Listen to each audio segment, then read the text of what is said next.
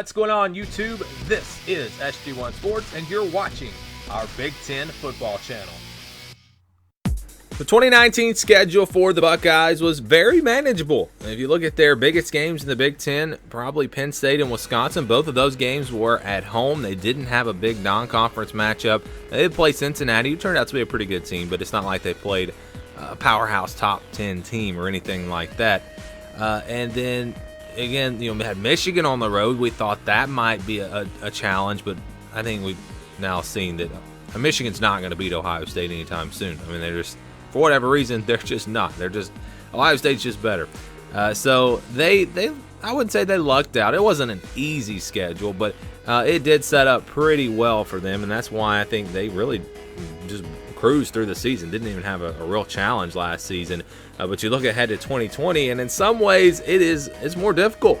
You look at the schedule, look at the non-conference matchup there in week 2 on the road at Oregon. So you got a big-time matchup there in the non-conference.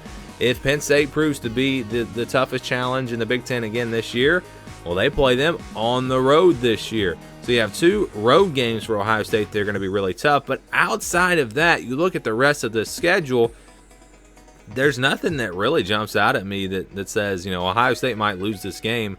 They open up on September 5th against Bowling Green. They should roll in that one. And then, like I said, on September 12th, week 2, it's a road game against Oregon. And Oregon, I'm telling you, is a quarterback away from being a very dangerous team this next season. It's a tough place to play. That will not be an easy game for Ohio State. That's going to be one of the better non-conference matchups of the season. Looking forward to that. They follow that up on September 19th with Buffalo. Buffalo, Ohio State, much better program, should be able to win that game. And then against Rutgers on September 26th.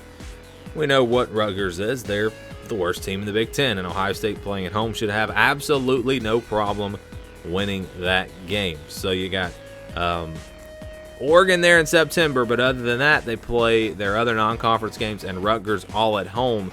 So a pretty easy month outside of the Oregon game, and then they get into October. And it looks like they get a bye week between Rutgers and Iowa. A pretty early bye week.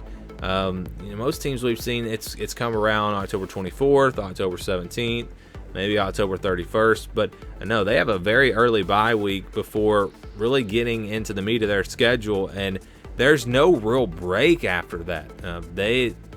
They're playing pretty good, at least pretty good Big Ten teams the rest of the way. So they're going to have to be locked and loaded and ready for this run. Iowa on October 10th. Ohio State should be able to win this game playing at home. Iowa loses Nate Stanley.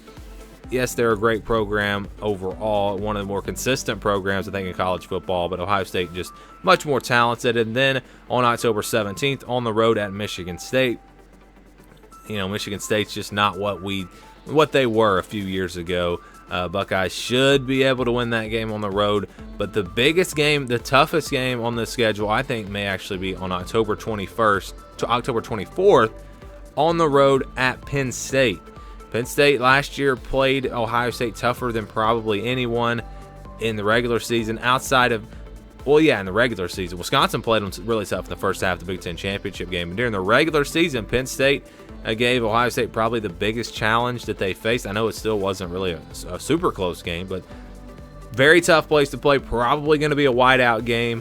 That's a game that Ohio State, I think, is going to be really tough for them, and that is going to be one of the bigger games really this season. Then they go on into Halloween, October 31st against Nebraska, playing them at home. Nebraska, we thought, was going to make a big jump. Last year, they did not. Is this the year they make that big jump? I don't know. Playing at home, though, Buckeye is definitely going to be favored pretty big in that one, I think. And then they go into the month of November. November 7th, they will play Indiana. Surprise team from last year. Turned out to be pretty good. We'll see how good the Hoosiers are this year.